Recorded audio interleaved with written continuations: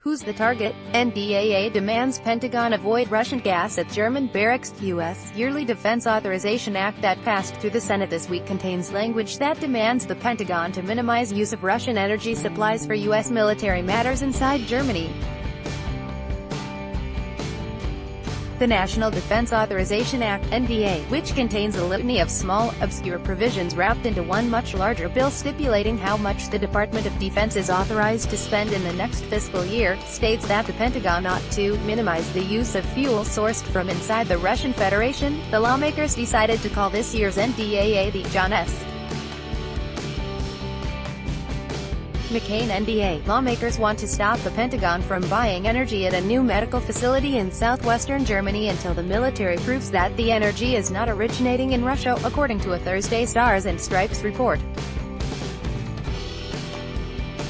The new Rhine-Ordnance Barracks Army Medical Center is required to use a diversified range of energy inputs in order to be able to keep up mission-critical operations during any sustained energy supply disruption caused by the Russian Federation, according to a provision in the NDAA.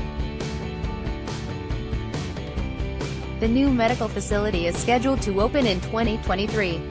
Our military now has the chance to demonstrate leadership by strategically reducing our own usage of Russian energy, says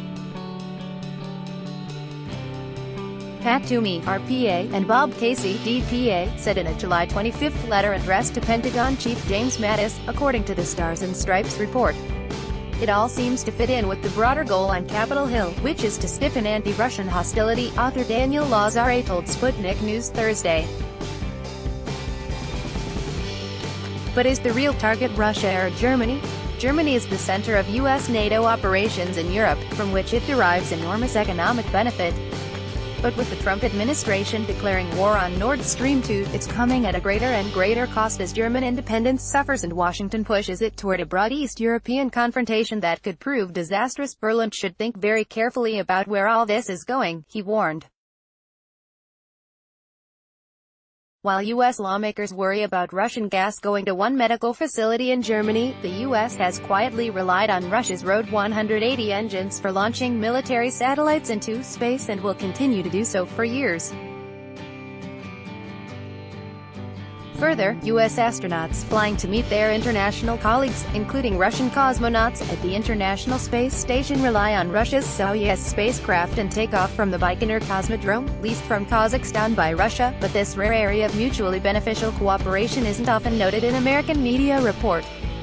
As NASA wrote on its Soyuz fact sheet June 27, Russia is a big country.